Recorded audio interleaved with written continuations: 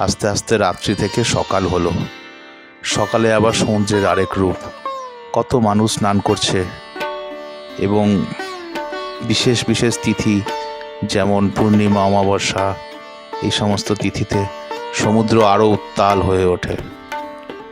তার রূপ আমরা দেখলাম এবং প্রাণ ভরে সেই রূপ উপভোগ করতে লাগলাম। এরপর আমরা আজকে দূরের সাইট সিনগুলো করতে যাব। তার মধ্যে কোণারকের সূর্য মন্দির আছে, তারপরে চন্দ্রভাগা বিচ আছে, তারপরে নন্দনকানন আছে। এই সমস্ত দূরের সাইট সিনগুলো দেখে আমরা আবার পুরীতে ফিরে আসব। এখন আপাতত আমরা সমুদ্রের ধারে সূর্যোদয় দেখছি আর সূর্যের নরম আলোয় সমুদ্রের ঢেউ এবং সমুদ্রের রূপ আমরা উপভোগ করছি।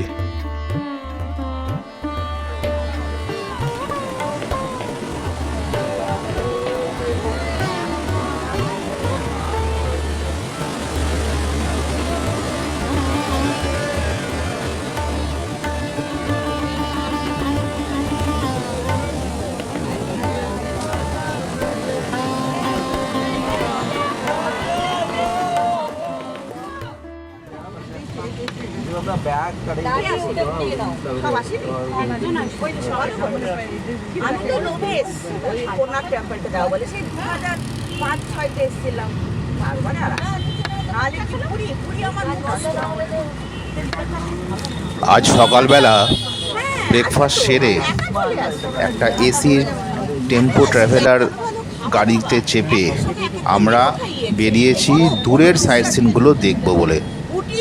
আমরা প্রথমে যাব চন্দ্রভাগা বিচ, তারপরে কোণারকের সূর্য মন্দির দেখব, তারপর যাব নন্দনকানন। এখন আমরা রওনা দিয়েছি আপনাদেরকে সঙ্গে নিয়ে।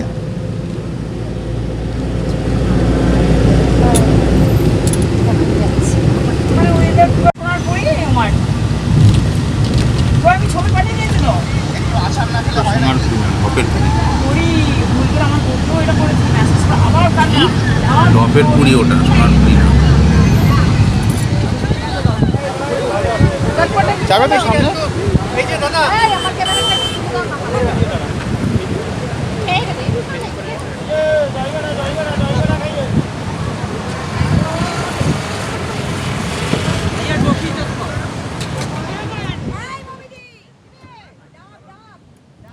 এখন আমরা পৌঁছলাম চন্দ্রভাগা বিচে। ভীষণ সুন্দর এই বিচটা, আর এখান থেকে সমুদ্রের রূপ অপূর্ব। আমরা এখানে, যদিও গরমকাল, প্রচণ্ড গরম, আমরা ডাবের জল খেলাম, ডাবের শ্বাস খেলাম, আর সমুদ্রের কাছে গিয়ে সমুদ্রের রূপ উপভোগ করলাম।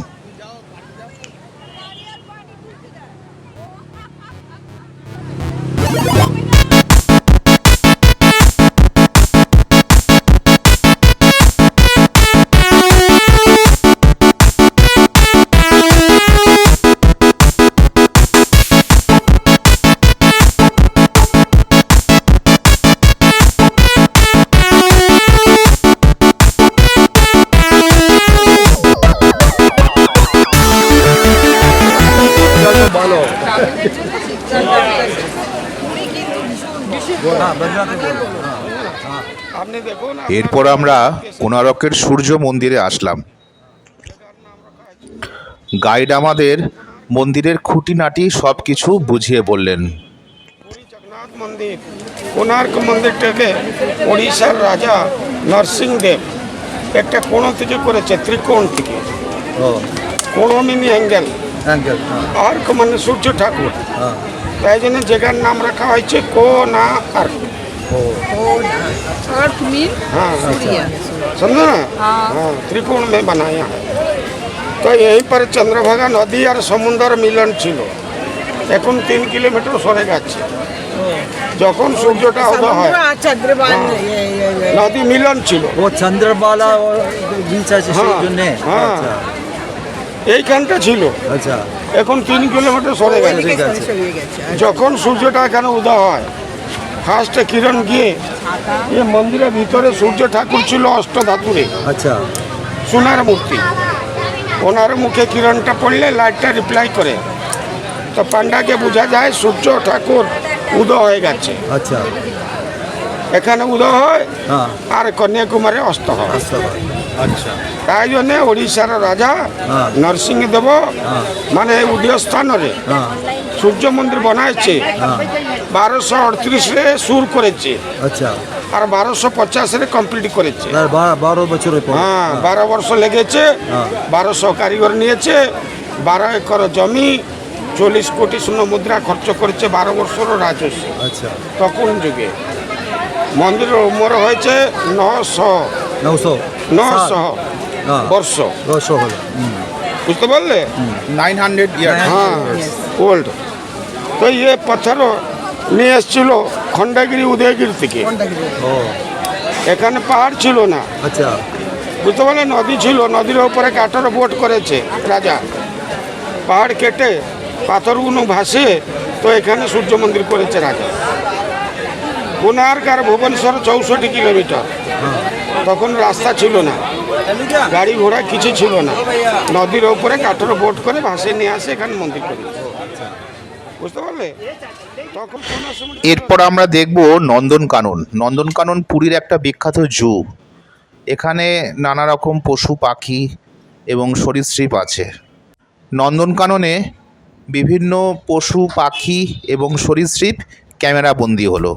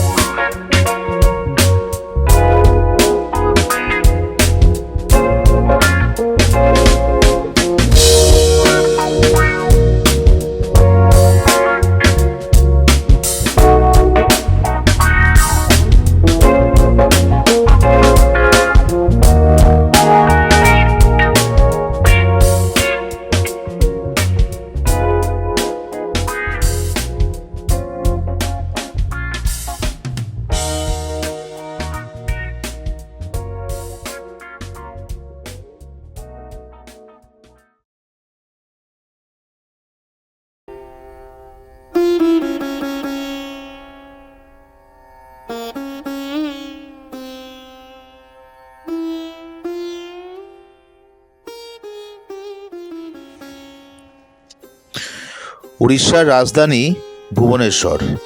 এই ভুবনেশ্বরের বিখ্যাত হলো অতি প্রাচীন শিব মন্দির লিঙ্গরাজ মন্দির।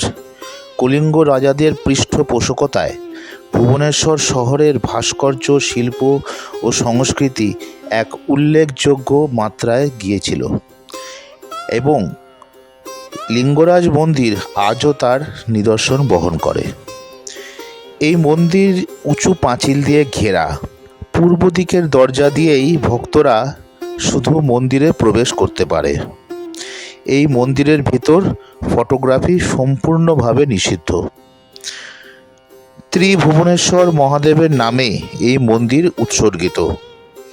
সোমবংশীয় রাজত্বকালে এই মন্দির তৈরি হয়েছিল বলে জানা যায়।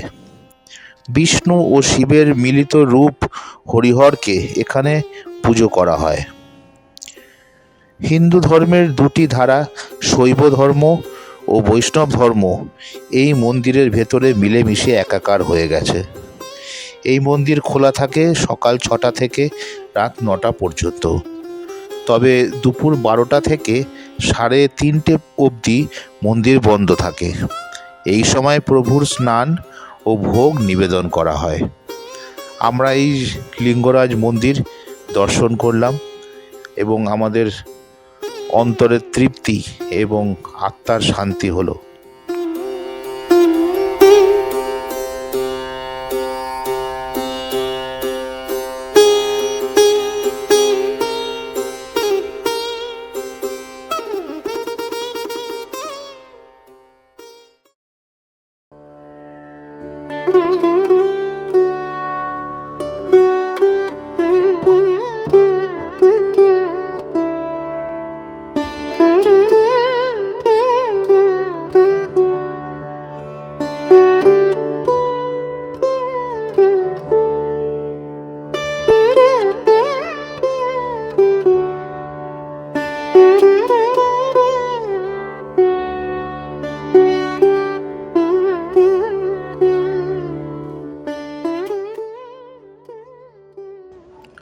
বঙ্গোপসাগরের তীরে পুরীর জগন্নাথ মন্দির সমগ্র পৃথিবীর মানুষের কাছে এবং হিন্দু ধর্মের এক উল্লেখযোগ্য স্থান। আমাদের এই ভারতবর্ষে মোট 4টি ধাম আছে: বদ্রীনাথ ধাম, দ্বারকানাথ ধাম, জগন্নাথ ধাম আর রামেশ্বর ধাম। এই 4টি ধামের মধ্যে অন্যতম হল জগন্নাথ ধাম। প্রভু শ্রী জগন্নাথ, যিনি ভগবান বিষ্ণুর স্বরূপ রূপে বিবেচিত হন, তিনি বদ্রীনাথ ধামে স্নান করেন, দ্বারকানাথ ধামে বেশভূষা করেন, পুরী ধামে অন্ন ভোজন করেন এবং রামেশ্বর ধামে শয়ন করেন। তাই পুরী ধাম জগন্নাথ দেবের ভোজন ধাম রূপেও প্রসিদ্ধ। এই জগন্নাথ ধামকে পুরুষোত্তম ধাম বলেও অভিহিত করা হয়। এই পুরীর জগন্নাথ ধামে প্রবেশ করার 4টি দরজা আছে। পূর্ব দিকে সিংহদ্বার, পশ্চিম দিকে ব্যাঘ্রদ্বার, দক্ষিণ দিকে অশ্বদ্বার আর উত্তর দিকে হস্তির দ্বার। আমি যখন মন্দিরে এসে পৌঁছলাম তখন পতাকা পরিবর্তনের সময়, মানে বৈকাল 5টা বাজে। এই জগন্নাথ মন্দিরে ফটোগ্রাফি সম্পূর্ণভাবে নিষিদ্ধ।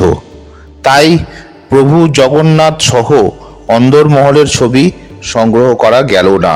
তাই প্রভুকে জয় জগন্নাথ বলে বাইরে থেকেই প্রথম প্রণাম জানালাম।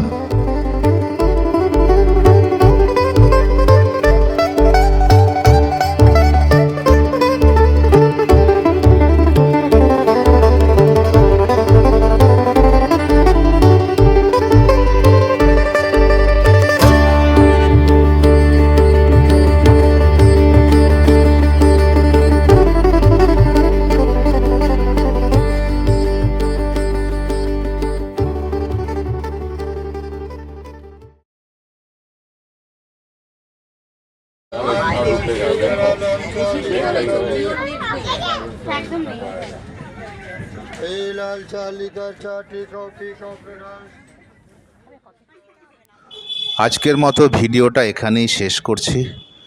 যদি ভিডিওটি ভালো লাগে তাহলে অবশ্যই একটা লাইক, শেয়ার আর সাবস্ক্রাইব করে সঙ্গে থাকবেন। আর কমেন্টে অবশ্যই জানাবেন যে আপনাদের ভিডিওটি কেমন লাগলো। আপনাদের একটা কমেন্ট, একটা শেয়ার আমাদের আরও নতুন নতুন কাজ করার উদ্যোগ দেয়। আপনারা সবাই খুব ভালো থাকবেন, সুস্থ থাকবেন, আনন্দে থাকবেন। আপনাদের অনেক অনেক ধন্যবাদ। নমস্কার।